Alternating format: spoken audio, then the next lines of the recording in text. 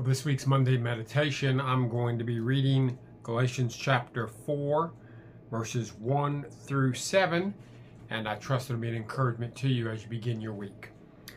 I mean that the heir, as long as he is a child, is no different from a slave, though he is the owner of everything, but he is under guardians and managers until the date set by his father. In the same way, we also, when we were children, were enslaved to the elementary principles of the world.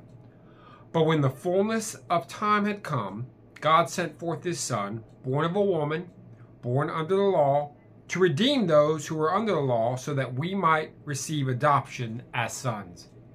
And because you are sons, God has sent the Spirit of his Son into our hearts, crying, Abba, Father.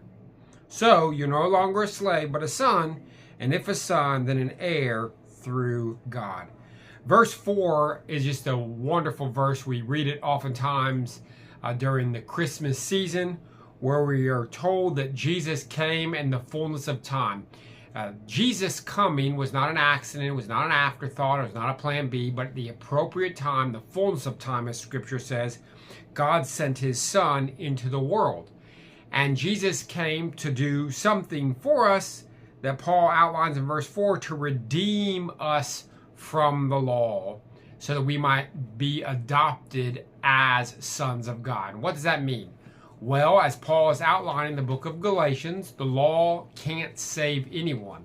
All the law does is show us that we are law breakers, and we need to be rescued from the curse of the law.